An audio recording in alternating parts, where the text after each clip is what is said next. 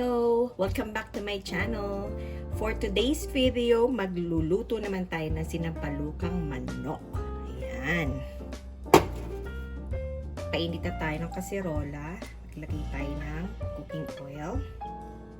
Igisa muna tayo, Unahin ko sa luya. Tapos may minced garlic tayo.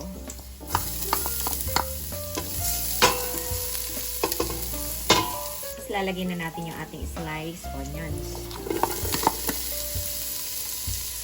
Maglalagay tayo ng kamatis.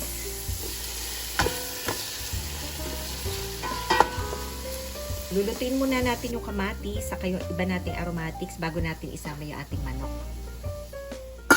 So, ayan, malambot ng ating kamatis. Maaari na nating ilagay ang ating chicken. Chicken thighs itong gagamitin ko. Hinati-hati ko lang siya. Saka tinanggal ko yung balat. Pero nasa inyo yun kung gusto nyo isama yung skin ng chicken. Ayan. Maglalagay din ako ng tanglad. Then maglalagay tayo ng patis o yung ating fish sauce. Mga 2 tablespoon yan. Ayan.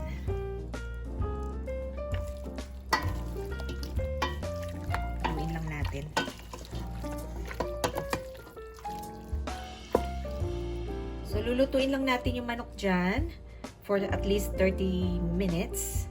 Kasi gusto ko yung talagang sangkutsado yung manok at lutong-luto siya bago ko lagyan ng ating soup or ng ating sabaw. After 30 minutes, ayan na. Luto ng ating chicken. Nasangkot siya na natin, Lalagay tayo ng sitaw. Lagyan na rin natin sili. Siling pang sigang. Natin. Maglalagay lang ako ng konting asin. Hindi lang. Maglalagay din ako ng ground black pepper.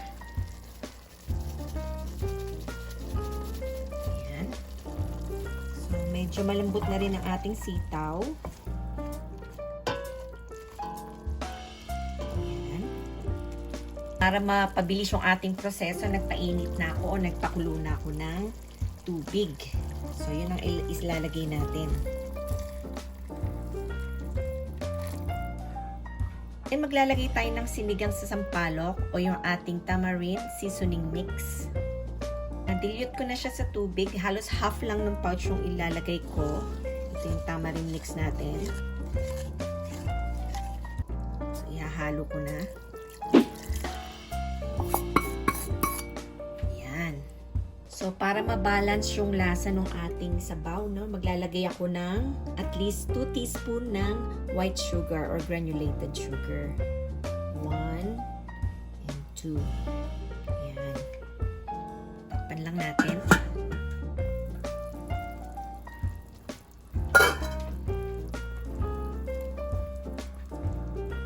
So, ayan, luto na ang ating sitaw. Maaari na natin ilagay ang ating mga kangkong.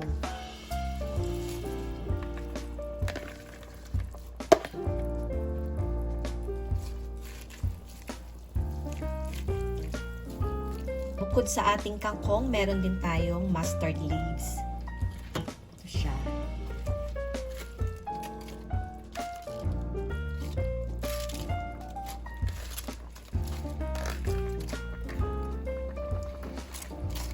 Simpleng-simple lang ating sinampalukang manok.